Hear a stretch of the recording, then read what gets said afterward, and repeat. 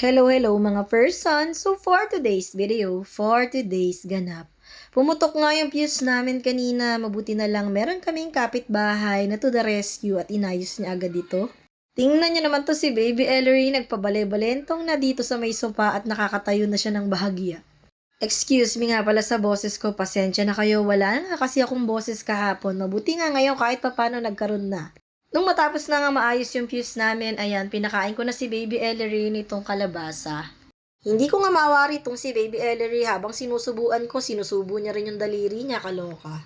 Ayan, tuloy yung kalabasa na punta na dun sa daliri niya habang sinisip-sip niya. Avocado nga sana yung kakainin niya ngayon, kaya lang mga person, wala kami nabili kanina, sayang naman.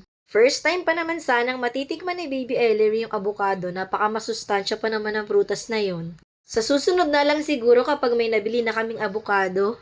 Dumadalas nga kapag pinapakain ko tong si Baby Ellery, maya-maya ay umiiri na rin. Sinasabayan niya na talaga ng pag-poops at medyo nahihirapan nga siya mga person. Hanggang ngayon siguro ay nag-a-adjust pa rin talaga siya sa pagkain ng solid foods, kaya nahihirapan pa siyang umiri. O tinan nyo, todo buwelo ang Baby Ellery. Nakakaawa nga lang din kasi namumula pa yung mata sa pag-iri niya, Diyos ko. Lalo na nung saging yung pinakain ko sa kanya, halos bato na yung nadumi niya, Diyos ko, ang tigas.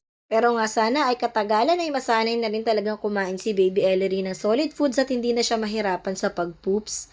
At eto na nga mga person, may dumating nga pala akong parcel para nga pala kay Baby Ellery.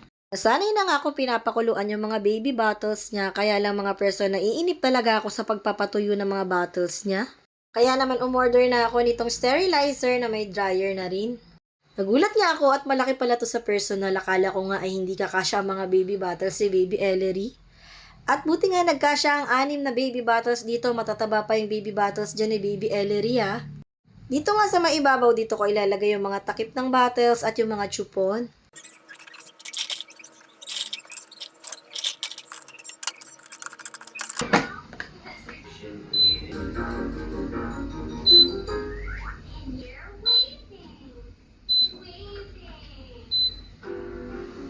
Ang isa pa sa kagandahan dito ay multifunction na talaga siya. Kung sa nai-sterilize na ang baby bottle ni Baby Ellery, mabilis nang natutuyo, nadi-disinfect, ay po pwede na rin mag-steam ng pagkain dito at pwede rin magpainit ng milk bottle niya.